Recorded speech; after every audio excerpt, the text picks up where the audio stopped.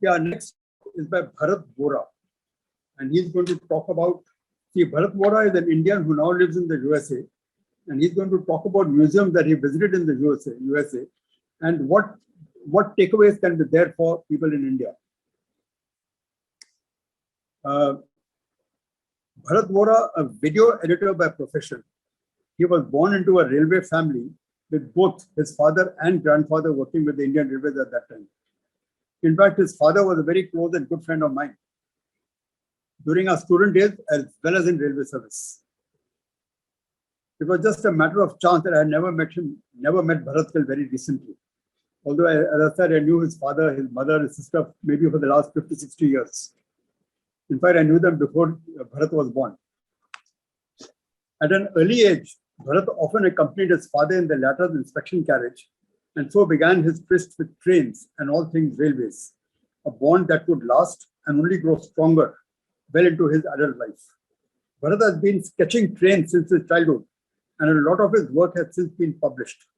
One of the magazines of the Rail Enthusiast Society had a sketch on its cover. For his graduating year thesis, while at Parsons, the New School of Design, New York, Bharat made a documentary on the Darjeeling Himalayan Railway. Having visited all 7 continents, Bharat is an avid traveler. A regular blogger, he maintains a large collection of his travel photographs on Flickr. Railways remains a common thread amongst his travel and visuals, his travel inspiration coming from train journeys all over the place. Now in the USA, he has visited a number of rail museums in the country. Having toured and explored many rail museums in India as well, he is in a good position to tell the Indian visitor what to expect and what can be the takeaways for a rail museum in India. Over to you, Bharat. Thank you, Mr. Singh, for the introduction. I hope everyone can hear me. Yeah, we can hear you. And good evening to all of you. And I would say good morning to those who are up early in North America and of course in the UK.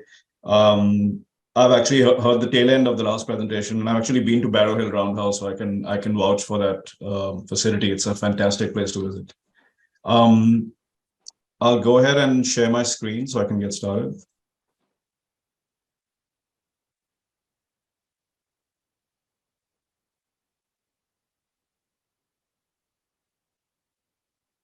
So can everyone see my screen? Yes, we can see your screen. Okay, excellent. So my topic, as Mr. Singh said, is rail museums in the United States. It's going to be an overview and some takeaways for rail museums in India. I'm going to be covering an introduction, like an overview of museums in the States. I'm going to be talking specifically about the Railroaders Memorial Museum, which was the first museum I visited in the States. I'm going to be highlighting 4 specific museums in the last, almost 2 decades that I've been here, which I visited for each of them for a unique reason.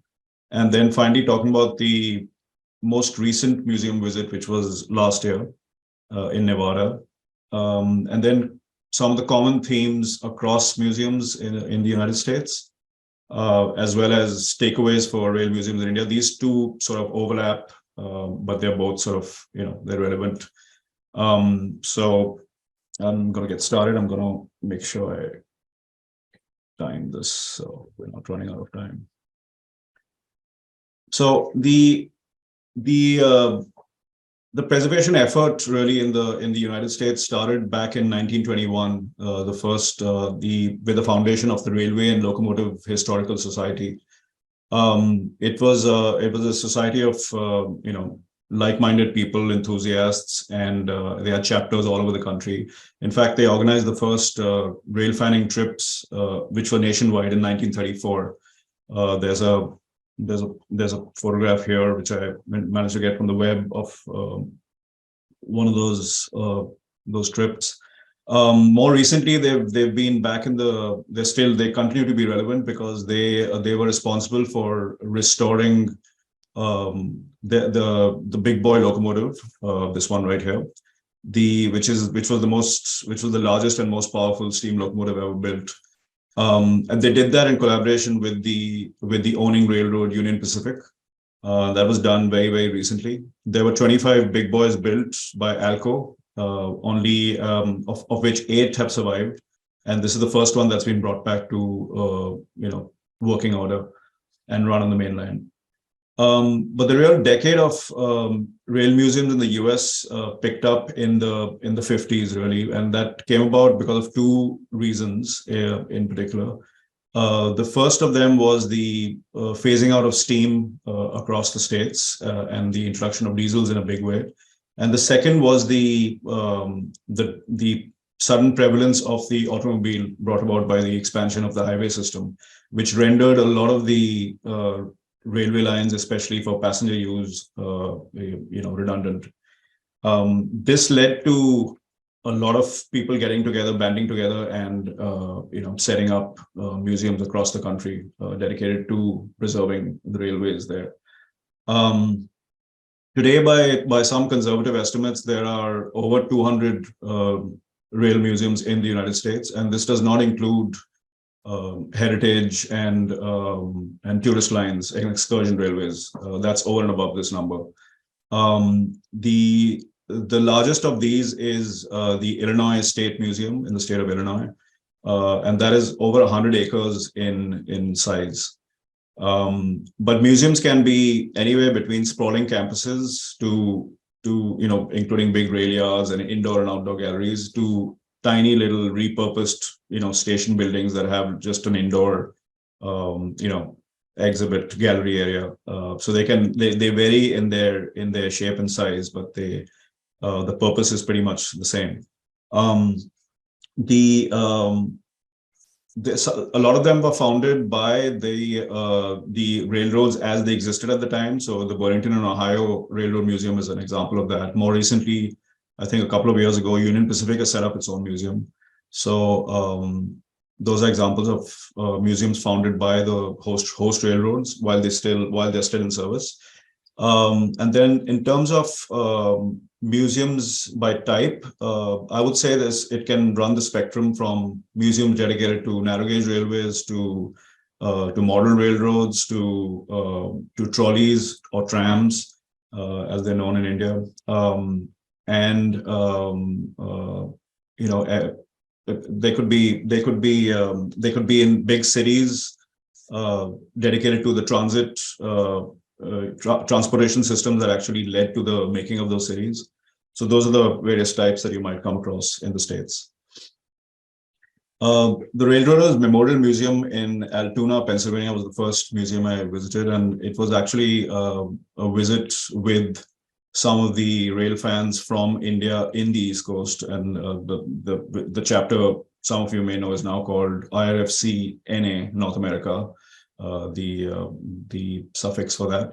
And that was in 2007. I had just graduated. I'd been in the US for 2 years. I just graduated, and we used to often do these weekend trips into places where we could combine rail fanning and a visit to maybe a museum or a site of interest. Excuse me. The museum itself was founded in 1980, but the history of Altoona and why they chose the site to set up this museum goes back to 1849, when the town of Altoona was set up by the Pennsylvania Railroad, PRR, which is one of the greatest railroads to have ever existed in the US. The PRR basically set up this as what they call railroad city, really, because it was on the route of their alignment through the Allegheny Mountains. So the PRR lineage for this museum is very, very strong. It's actually based, the indoor galleries of the museum, the archives are based in the Master Mechanics building, which dates from 1882. This is what you see here is the view from the Master Mechanics building looking out toward the rail yard. And the PRR basically had they not only had their main base here, they built and maintained a lot of their locomotives and rolling stocks here. And till today, there is and in fact, a lot of their greatest locomotives are built at the Juniata works, which were in Altoona. And the railway still serves the town of Altoona. There's an Amtrak train that serves it on a daily basis, the Pennsylvanian. There's a Norfolk Southern freight main line. Norfolk Southern is one of the 5 big freight carriers in the US. and they actually have a locomotive, a wagon overhaul workshop in the vicinity as well. So it's still got a lot of, it's got the history, and it's still got like active use as a railroad town today. The museum also manages the famous Horseshoe Curve Visitor Center, which is not far from there, which is part of the Allegheny Passage for the erstwhile Pennsylvania Railroad. And finally, their biggest project right now is the restoration of the K4 class steam locomotive from the PRR number 1361. So these are some of the prized exhibits in their outdoor gallery. The one on the left is this one right here is Mountain View, which is a lounge observation car which brought up the tail of the Broadway Limited, which was one of the most iconic trains run by the PRR between New York and Chicago. The Mountain View carriage was one of 5 that the Broadway Limited used, and it ran. This was the last all Pullman train in the United States, so it's a pretty historic car. This one. On the right is the famous GG1 class electric locomotive, which was the pride and joy of the PRR and served the Northeast Corridor for the longest time. These were built at, a lot of them were built at Juniata, which was in Altoona. And these used to haul 12 to 14 carriage trains at up to 100 miles an hour, 160 kilometers an hour. They were built in the 1930s and they were in service till the 1980s. So quite the since this is a very much a Pennsylvania Railroad product and built in Pennsylvania, they have a lot of these preserved all across in several museum sites across the state. But more than the outdoor exhibits and everything that Altoona boasts of, it's really the really unique point of this museum is it's dedicated to the railroad workers, the men and women who built and operated the Pennsylvania Railroad, which at the time was the largest railroad in the world, I think, by sheer numbers of people employed. And there's a mission statement which really sums up the core of this museum, which is basically to preserve the stories and contributions of central Pennsylvanians who left an imprint on their communities, industry, and nation, and hence the name Railroaders Memorial Museum. So really, there are dioramas, there are cutouts, there are anecdotes, stories, basically, which help illustrate and bring to life the many facets of this railroad town and what it was to live and work here. The next museum, this is one of 4 museums that I'm going to highlight. This is also in Pennsylvania, a town called Strasburg, and the reason I'm talking about this one, which is the Railroad Museum of Pennsylvania, is because it happens to be in a sort of exists within an ecosystem of several other like-minded sort of sites of interest for a rail enthusiast, rail fan. So if you were to visit, for instance, Pennsylvania's Lancaster County, which is a beautiful county, it's also called Dutch country because of its rolling hills and windmills and traditional farms. In Strasburg itself, they've got not just the Railroad Museum of Pennsylvania, which has over 100 exhibits, both in the indoor and outdoor galleries. Right across the street, they've got the Strasburg Railroad, which is a steam-operated heritage railroad. They've got not far, like walking distance from there, the National Toy Train Museum, and they also have this thing called the Red Caboose Motel, which is basically a hotel which sits right next to the Strasburg Railroad right away, which is made up of like I think 30 or 40 retired cabooses or guard vans. So it's a themed motel, and it's directly targeted at the rail fan. So Strasburg is just an incredible site to visit, and of course I think the centerpiece is the Railroad Museum of Pennsylvania. They have this observation deck in the middle of the indoor gallery from where this photograph is taken. They've got working model railroad layouts. They've got period scenes. They've got all kinds of traction. They've got an outdoor yard. They've got a working turntable. It's a pretty impressive museum. They also have a hands-on learning center for children. They have a library and archives that is fully accessible to the public, and they have a paint and restoration shop for their rolling stock that's earmarked for the future preservation. The next one I want to talk about is unique for the fact that it was a museum built by and dedicated to the history of a railroad, which at the time was in operation, the Baltimore and Ohio, and this is in Baltimore, Maryland. And this museum is historic for many reasons. It's the building you see on the bottom right here. That's the Mount Clair station building, and Mount Clair is often regarded as being it is actually the first where the first passenger train was actually flagged off in the United States back in 1830. So the Baltimore and Ohio dates from 1830, and they've ceased operation in 1987. This is one of the other great railroads of the United States, along with the Pennsylvania Railroad. And so in Mount Clair Station, the first train was flagged off, and next to Mount Clair Station was a site that built locomotives for the Baltimore and Ohio Railroad, and that also happens to be the oldest manufacturing railroad site in the country. And that makes both the station, the roundhouse, and the ancillary, works facility a National Historic Landmark. It was landmarked in the 1960s. So everything very, very historic about this museum. And part of it is in a roundhouse. It also includes the largest collection of 19th century locomotives in the United States. You can see if I missed anything here.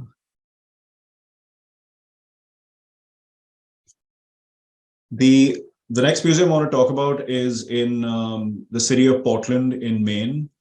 And this museum, I'm using an example for a museum that highlights the collection from only its home state and of a specific gauge. So in the US, narrow gauge is considered 3 feet wide, whereas in Maine they had a unique narrow gauge system of 2 feet railways. And they had 200 miles in their, at the zenith of the network. They had 200 miles of narrow gauge railways in Maine, and so the last of these closed in the 40s. And this museum was set up as recently as 1990, so almost a half century later. But it's a tiny museum. It's a humble sort of, compared to some of the other museums of the railroad in the US. It's a humble museum. It's entirely volunteer run, and it's a nonprofit, and but it's unique because it preserves, these railways ran serving little mining communities and lumbering towns and quarries and small little villages that were connected to the bigger towns and cities, and they preserved all that in a tiny little space. They also run on a 2-mile stretch of track along the Portland's very scenic harbor front. They run excursion trains using heritage equipment. A lot of the time that can be steam hauled.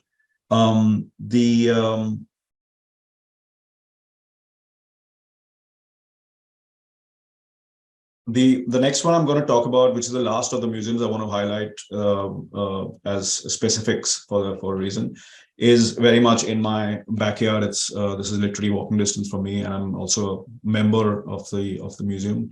Is the New York Transit Museum in Brooklyn, New York. And granted, it's not just trains that they preserve and sort of document here, but it's also the city's buses and such.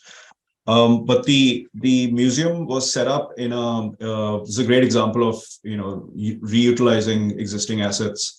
The station of Court Street in downtown Brooklyn on the New York City subway system was decommissioned in the 1970s, and the New York Transit Museum took birth in that same space. The museum consists of a very typical Central Island platform with 2 fully serviceable tracks. So the tracks are still connected to the New York Transit system. And this enables them to cycle through their stock and rotate, the exhibits and move carriages around and such. But I think most importantly, what they've done is they've preserved the station's original purpose, design, and architecture, and yet made excellent use of the space. It's also one of the most common filming locations in for movies and television series. They film a lot of things on this location. A great revenue stream for the museum, which even though has access to the New York transit system, is not funded by them. It's entirely, it's a non-profit. So the museum has a life outside of its physical space, which is again amazing. On the top right, you can see this is the old City Hall subway station in Lower Manhattan. It exists on it ceased operation several decades ago. But through the museum, you can actually visit it. They do special tours there. For those familiar with the New York City system, this is on the balloon reversal loop for the number 6 train in Lower Manhattan. It terminates in Brooklyn Bridge, also known as Brooklyn Bridge City Hall, and then does a little, turn around on the loop and starts another journey back uptown. So City Hall Station is one of their most well-known tours.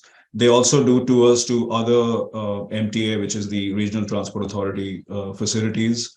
I myself have been to tours of bus garages and subway maintenance facilities and such. They also run in the season, in the summer, they run what they call nostalgia rides, which is this on the bottom right. You can see that. And some of these cars are, some of these subway cars are really, really old. They're close to a century old, some of the equipment that they run. So the museum is very much, despite being, in one space, they have a life outside. They run these heritage rides and they have tours to various facilities and old abandoned stations. So it's pretty exceptional in what it achieves to do, apart from preserving the transit history of a city, which was pretty much built on transit. So the Nevada State Railroad Museum is the one that I visited most recently. And this was with Harsh Vardhan, who a lot of you know, who I believe gave a presentation yesterday. We planned this trip last July, over the long July the 4th weekend here. He came in from Toronto, I came in from New York. Carson City is the capital of Nevada, and it sits very close to the for those of you who might know the area, it sits very close to the California border. The museum itself was set up in 1980. And it includes a large collection of standard and narrow gauge, again, narrow gauge here, 3 feet gauge, locomotives and other rolling stock, most of which were gathered from Hollywood film studios. They were used for the shooting of, Western films all across the region. And as some of you might know, Nevada and most of the US Southwest was the actual location where they shot all these Westerns, these Western films from back in the day. So a lot of their collection has this strong Hollywood connection. And they've sourced a lot of their exhibits from there. Now, in terms of actual exhibits, they only have a fifth. They have about 20 actual rolling stock exhibits in their indoor and outdoor galleries. They only have about which is like a fifth of what Strasbourg has in Pennsylvania. But it's incredible to see what they've done here. This is very much a working museum. It has a fully functional yard. In a fairly tiny footprint, as you'll see in the next slide. They have an active research and restoration program, and they have a series of events throughout the year. The most popular one being the Great Western Steam Up event, which is exactly what Harsh and I were there to see. And the Great Western Steam Up event involved up to, they had at any one time, they had about at least a half dozen locomotives in steam and in service moving around the yard and the loop that they had created in the museum. So this is an example of, actually I'll go back one slide. This is, as you can see here, this is the barn, the shed where these locomotives are stored, and the tracks converge on the I guess it's a roundhouse, but it's a fairly new roundhouse, and it converges on a turntable right here. This is the sort of period setting for the museum, And here you have this is a locomotive waiting to be preserved right here outside. That's some heritage rolling stock, dual gauge tracks, as you'll notice. This station building where they board passengers from for the excursion rides around the museum itself. This station building is from, I believe, from Babuska in Nevada. It's an original building from the 19th century, and it was picked up from that site and moved piece by piece and reassembled here. The signal post and the wooden water tower that you see there are replicas, and this was all built to create that whole Western scene. Not for this event specifically, but for the museum in general. On the right, you can see the range of possibilities with a very not the biggest museum footprint, but they have dual gauge trackage, diamond crossings, they have a balloon loop, they have a Y like a triangle, which allows for a range of operations within that small acreage of the museum. And there were, like I said, there were up to 6 locomotives in steam and, multiple movements. And it was just a thrill for anyone to be there, a rail fan to be there and watch all this, happen. This is what the other end of the turntable looks like. The turntable itself is a replica of a wooden turntable that existed not far from this site. There's a locomotive there waiting to be switched to a different track. There are 2 volunteers who are moving it to the other track. There's this Baldwin-built locomotive which is on a loop around the museum that's doing they had at any point they had at least 2 trains taking museum visitors around on the loop. And so there was a lot of activity both at the shed and at on the loop. On the right is a 440 American style locomotive called Inyo, which was built by Baldwin in 1875. This is one of the oldest locomotives and the pride and joy of the Nevada State Railroad Museum. Inyo is actually not even the oldest locomotive they have. They have one dating from 1873 that's in fully working order. And this was doing regular trips, and this was brought out in the evenings normally to do the excursions. And finally, this is just to give you an idea of the period, the period appropriate, not just it was for everything from props, to the rolling stock that was used, to the attire of the crew. It was just all of it went towards making for the event was called Great Western Steam Up, so they didn't spare any effort in making it. So I'm going to now talk about some of the common themes across railroad museums in the US, and this and the next slide will sort of overlap in a way.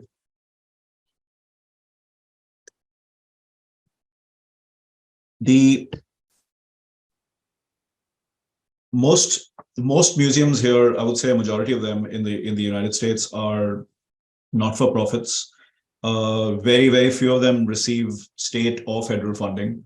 And they basically survive on everything from entrance fees to donations to subscriptions, and that's basically what they rely on to sustain them. They are entirely volunteer run, as the last presenter was pointing out. So they have some of them will have regular paid staff. But a majority of their operation is volunteer run, and you walk into a museum in the States and you're paying for your entrance ticket or whatever. You'll already see signs or posters or forms kept out there for signing up as a volunteer. You go to the website, there'll be a volunteering section. So volunteering is just a key part of keeping these museums afloat. And to put on an event like the Great Western Steam Up would be impossible without volunteers. You couldn't do it with a regular museum staff. It's just impossible. And museums, do this all the time throughout the year. There are special events throughout. Cafes and gift shops. This is quite typical of any kind of experience for a visitor in the US. Pretty much anywhere you go. There are cafes everywhere, and there are gift shops. Merchandising is a big thing here, as you all know. Cafes tend to be more generic. You might have the occasional, creatively named dishes on the menu, but The gift shops are where they really excel. I find rail museums there because they manage to tailor make everything to the to the specific railroad that they're representing, or railroads that they're representing, the region that they're representing, the city, the town, so it's really, there's a lot to be, you really feel like you're picking up a souvenir that you may not ever get anywhere else, or you may not run across anywhere else. They're both big revenue streams, and they're both pretty fundamental to most museums in the US. They do a lot of fundraising outside of their donations and subscriptions and all of that. And fundraising is basically for their long-term capital-intensive projects for the restoration of locomotives. So they might have, depending on the size of the museum, they might have just one long-term project, and it'll take 20 years for them to restore a locomotive, but it depends on, it's crowdfunded, and maybe a philanthropist in the region who's given some money, or a foundation or whatever. But fundraising is central to their efforts in keeping their roster of museum exhibits fresh and something exciting to look forward to. Collaboration is huge amongst museums in the US, and this is not just museums in one state. A museum in Nevada was a great example. The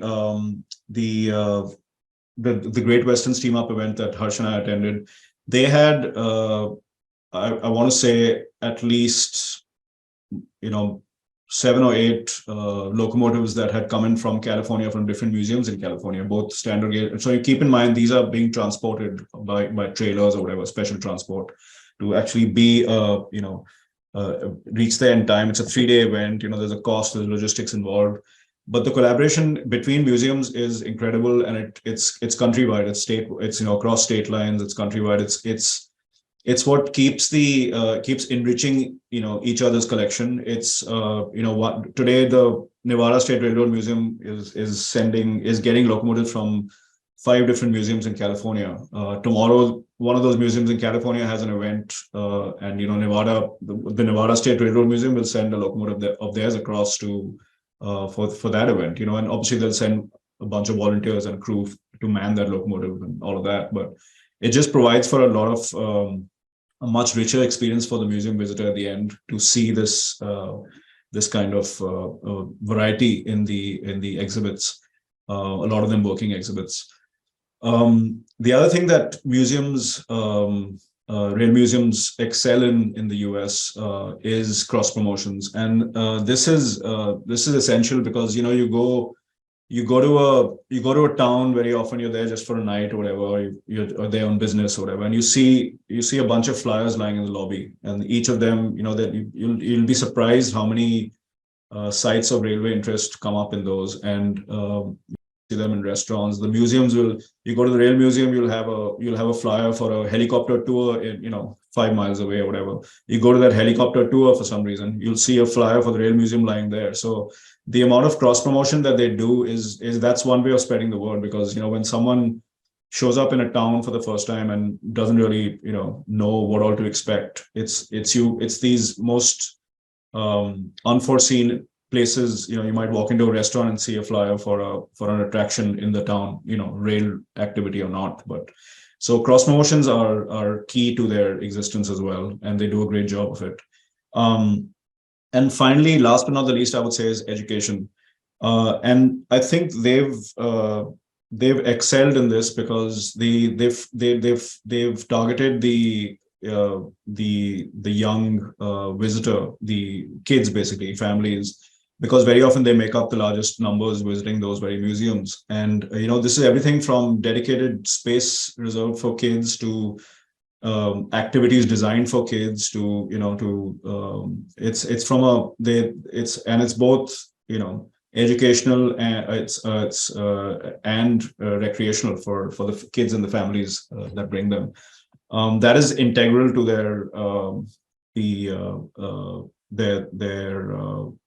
their ethos of these museums. I'm going to now move to my last section, which is basically takeaways for rail museums in India. And like I said, this will overlap quite a bit with what I've said. I'm going to start with what I ended with, which is programming for kids is absolutely essential, is vital. You have to target the family demographic, number one, because that's where your largest numbers are going to come in from. And once you target them, you use that as a hook to get them back time and again. Again, this can be educational, this can be for recreational purposes, but I think more importantly, it inculcates a sense of a sensitivity amongst children. Obviously, the older they get, they can be more empathetic towards preservation efforts and heritage and things like that. But more than anything, it just spreads a lot of awareness. So I think focusing on kids is very, very important for museums. Volunteer programs, as I mentioned in a lot of these museum examples I've given, and even in the last slide, are crucial to the success of a museum, I feel. And there's no shortage of rail fans in India, as we all know. I think the red tape, it exists for sure, and that has to be broken through quite desperately, if you ask me, because for museums to be sustained, for rail museums to be sustained in the long run, they can't just be, at the largest of the government. They have to open up to allow volunteers to, help run those and sort of better those, museum visits for people. Cross motion is something I don't find India does a good job of in general across museums, and rail museums in particular. I mean, I keep thinking of, your IRCTC is such a big player in all this. You say you're on a train and you're heading to Nagpur, for instance, and your ticket has on it, a little thing that says this ticket allows you access to the rail museum in Motibag, which is in Nagpur. And so it might motivate someone to actually go there and visit that museum. Or you're at the museum, you go to a regional museum or at the National Museum in Delhi, and it says they have a promotion tied up with someone else saying you get X% discount in so and so place or whatever. It could be anything. It could be these kind of things can be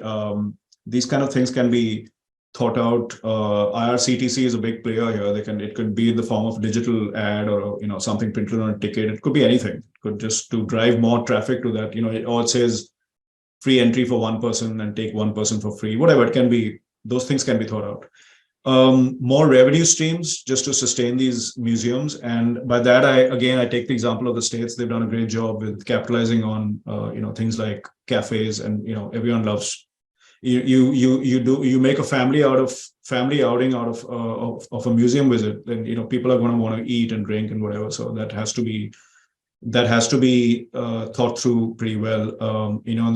In museums in India right now are owned by the Indian Railways, but so they may be opposed to having a private outside vendor come in, but they can still, whether it's IRCTC or whatever, the cafes should be part and parcel of that, museum experience, I feel.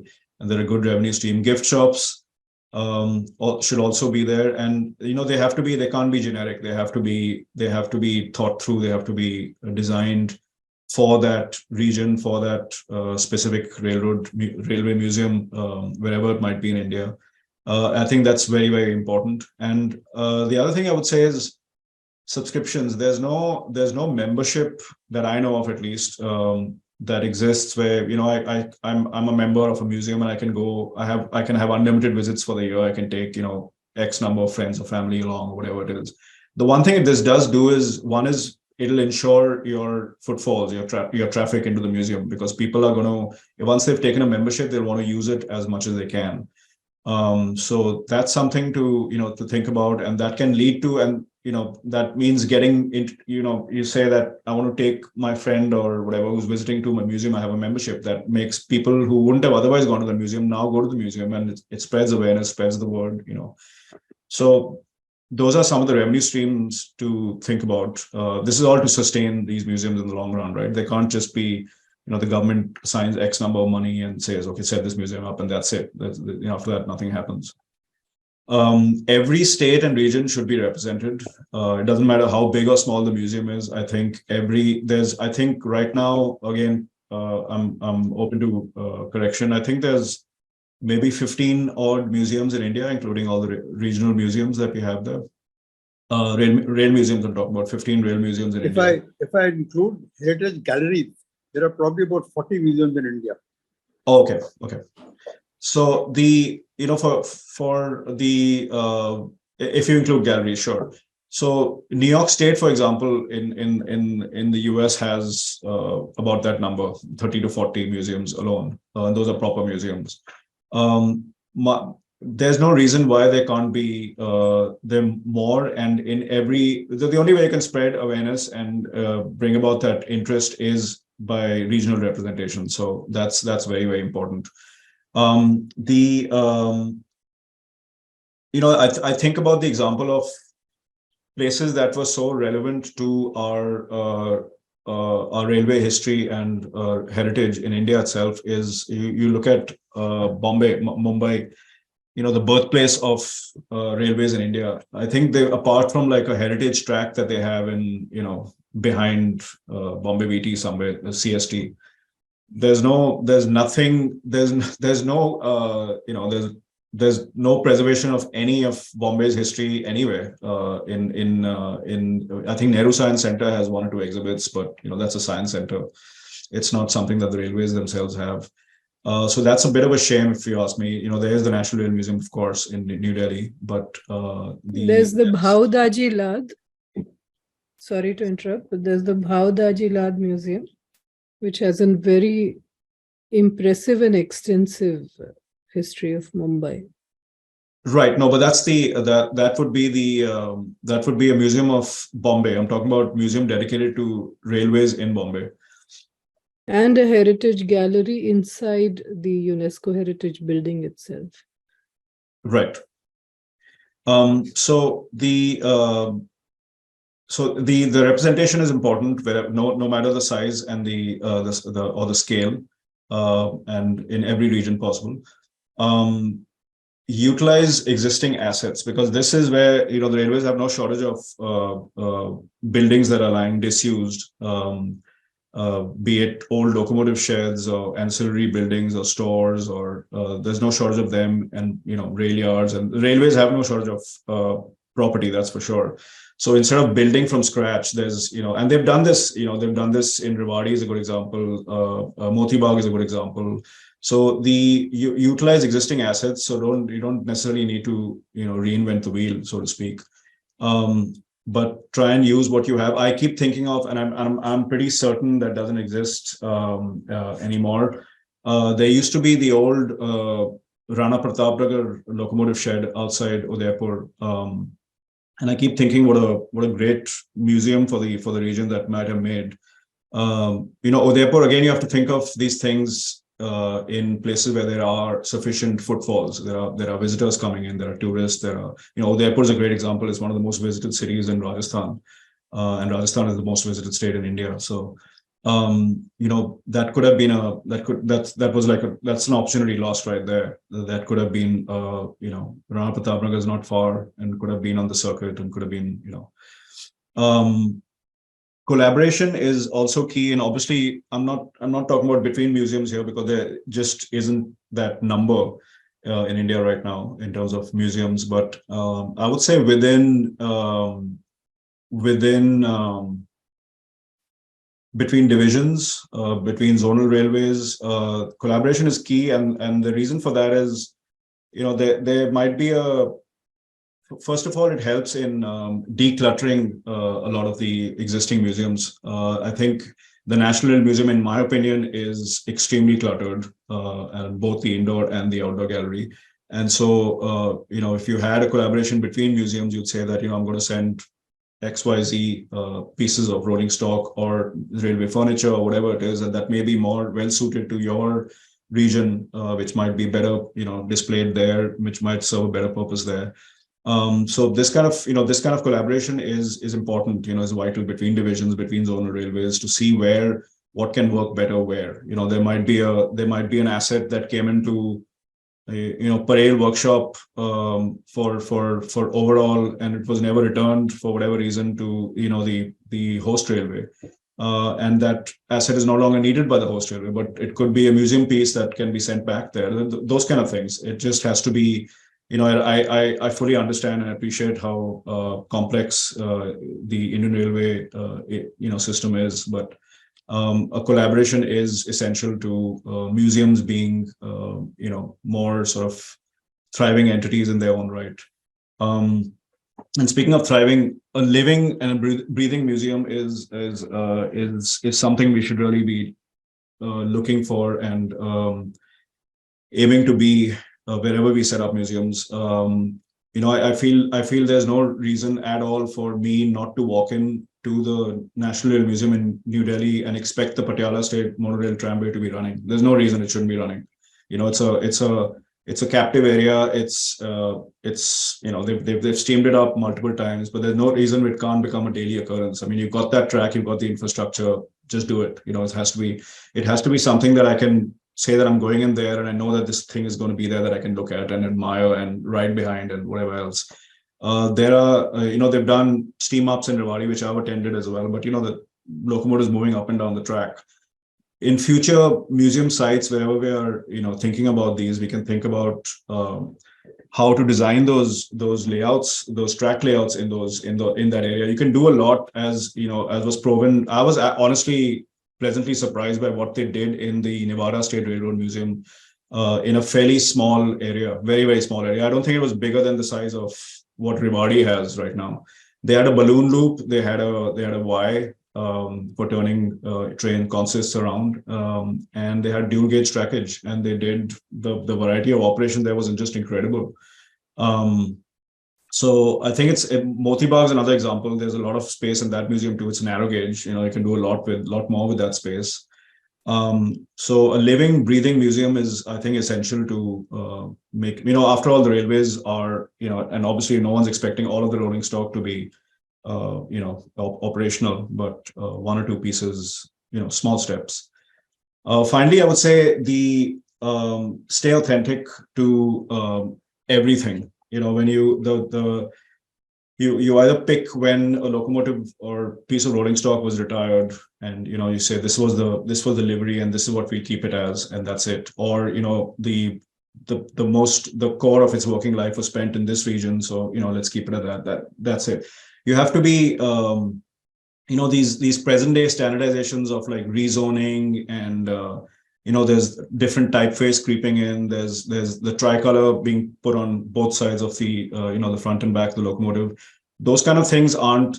That's a standardization that IR is doing as a whole. That doesn't mean that has to transcend down to the museums. The museums are there for a reason. They are the whole purpose of a museum is to preserve the past, and every little bit should matter. Even the track that a locomotive is plinted on, that rests on, doesn't have to be concrete sleepers. It can, it should be authentic to the time. The rolling stock it's paired with needs to be authentic to the, it has to be period appropriate. And finally, I would say this kind of thing should never happen. This is something that someone sent me from, I believe this is in Ajmer, which is a real travesty, because Ajmer is where the first locomotive was ever built and manufactured in India. And it has a storied, long railway history. This kind of thing in a heritage park, putting this, on a YDM4, which is a perfectly great locomotive to be worthy of preservation on its own. And I think there should be multiple YDM4s preserved all over the country. But to put this kind of thing to make it like a faux, heritage, this thing is in my opinion should never happen. If you're doing it, do it right, or don't do it at all. Thank you very much. That's my presentation. Thank you, Bharat. I like the last part of your talk, when you talked about what we can take away from what is happening in the USA. Thank you. There are a few questions. One is from Benita Srivastav. She asks, are British locals given prominence in American museums? In terms of space, in terms of... are you talking about British locomotives? Yeah. English-built locomotives? No, that's not the case, and I'll tell you why that is. Because the US developed a very strong homegrown railway manufacturing industry. So a lot of the initial designs and concepts came from the UK, but the US on its own developed a very robust manufacturing industry of railway hardware. So there was no real need for them to want to preserve locomotives from the UK. No, it might have been deliberate, keep the UK locals out. Yeah, it could have been that too. In fact, although almost all the early locos that came to India were British, after Yes. independence, the design we chose was American. Yes. WPs and WGs. Yeah, very much post-war design. Yeah. Viraf Mullah asks a question. He says, do you still have your collection of WDM2 photos in different liveries, especially the one that was silver? Hi Viraf, it's good to hear from you. And also hi Apurva, I saw Apurva there as well. Namaste, kaise ho? Badhiya. Yeah. Badhiya. We have done a lot of rail filing together. Yes, Apurva and I go back a long way. Yes. A long way, yes. Okay. Yeah. Viraf, I do have some of them, but most of them are in New Delhi. So I do have quite a few. I shared a lot with Shashank. I scanned a few and shared some with him because he does this thing for Bygone IR. So he does Shashank Ananda, for all of you who know him. Also your collection of Vankaner, also your collection of Nilgiri, Yes. also your collection of early Konkan railways. You've done a lot of work here. Yeah. Yes. Okay. Good. I think that film you had made on the Darjeeling Himalayan Railways is available in India. It's available With by money, I request. think. Money has a copy, but it's available by request. Yeah, Okay. When I had gone to the USA many years back, I'd gone to a place called Roanoke in Virginia. Yeah. There's a Virginia Transport Museum, which is a kind of a combination between all modes of transport. Right. And it was a very large railway section also. In fact, they've got that J-class locomotive there in that museum. Right. Now, are such museums common, which have all transport, not just railway or not just automobiles or something? Not that common. There are a few that I know of, but they're not that common. They're typically specific to, there'll be an automobile museum of Pennsylvania or automobile museum of California or they're not that common where they have mixed use transportation in them. Very, very rare. Like the Transit Museum is a good example of that. The New York Transit Museum has both, in its collection, it has buses and trains. They don't exhibit the buses in the space because of space limitations, but they have a collection of heritage New York City buses. So that's a good example of where they straddle two modes of transportation. Did you visit that transport museum near Gurgaon when you were in India? No, that one I haven't seen. I've heard a lot about it, but I haven't seen that yet. So that is basically a transport museum, mostly road, but it also has a railway section, Yeah. it has an air section, it has a marine section. Oh, wow. It is total transport. Wow. And a very, very well laid out museum, although the railway section is very small. But he has a small rail track in front of the museum. The track could be more than 60, 70 meters long. And he's got two steam locos, which are in steam and they run every Saturday. Oh, fantastic. They had got both the steam locomotives from old sugar plants and they're operational. Which just shows that even on a small track, you can have steam locomotives. Yeah, you can do incredible things on a small space. The space is not the issue, really, honestly. You need a building and a little track outside, and that's all you need. It's just the space is not, I don't think that's such a big issue. There's a lot one can do. I would like someone from Mumbai to tell Bharat about the Heritage Gallery at CSMT. We visited it the first week. That came up quite recently. Yeah, Bharat, there are two heritage galleries now at behind this. So there are quite a few locos preserved. But yes, nothing of the way to preserve the history, like you said. Good to hear from you, Vikas. Hi, Bharat. I had heard, I heard about something called a heritage track next to BT, where they have something there, which is good, which is great. But it still needs a lot to be done. I mean, it's not maintained, like what you said, even. I visited the first week of February. I saw the museum. Oh, okay. So it has Yeah, couple of locomotives. And I was couple thinking, of- you know, Bol. sorry. I was just saying, I was thinking an example of, you know, it doesn't have to be too lavish. It's like I was thinking of a place like Mao. You know, Mao, with the recent shutting down of the line there, you know, it has it. You need 4 pieces of rolling stock there. They probably have an old YP or YG lying around. You need a YDM4. You need 1 carriage as represent, maybe the IRS style of, you know, carriage if they have any of those old parcel vans or whatever lying around, and 1 wagon.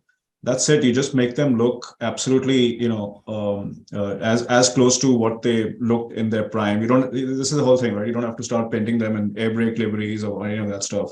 Just make it look like it did back in the day, and you know, have a small little indoor gallery, and that's it. That can be the size of a regional museum for a place like Mao, and Mao gets footfalls for, you know, the Patal Pani Falls and, you know, the Choral Valley and all of that stuff. So this is a great point to tell you about the policy of railway heritage, that rolling stock is available for heritage display. For government purposes, it is often provided free of cost, and for private museums, it is provided at a 50% discount, provided the heritage purpose itself can be proven and demonstrated. And a number of such requests over time have been honored.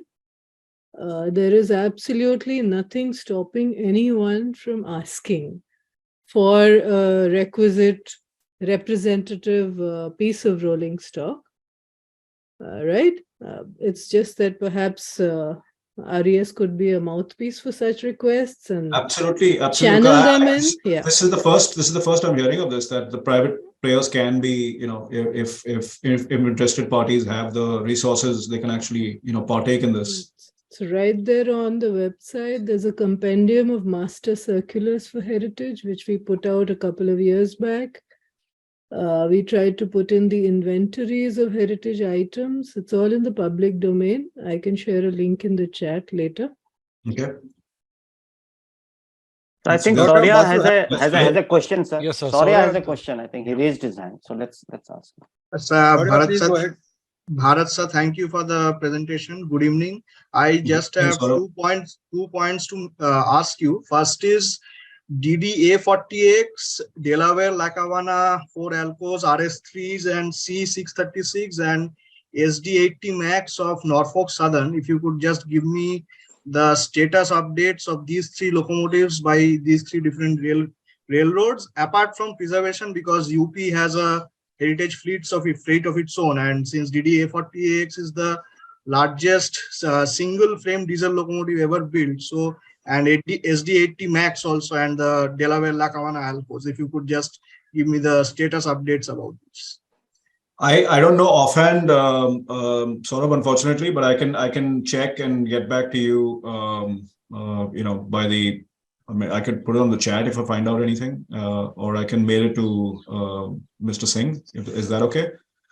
Thank you, sir. Thank you. And sir, another small point in your list of suggestions, I really liked how you compiled them. One more point, ED Heritage ma'am is also listening, is that we can introduce at rail level also, which is accessible to the public, apart from the comments of the visitors book, that is a rating system for all the existing railway museums. Why? Because once you introduce an internal competitive spirit within the museums, like we have mechanical shield, rolling shield, shield for best electric shed, shield for best diesel shed. So in that way, because we always don't have, let's be honest, that always we don't have motivated officers in the divisions or headquarters who can undertake such activities on their own, like P.K. Mr. Sir, Sanjay Sir. So if an internal incentive-based system is introduced from railway board level, then I think it will do wonders. Thank you. Yeah, thank you, sir.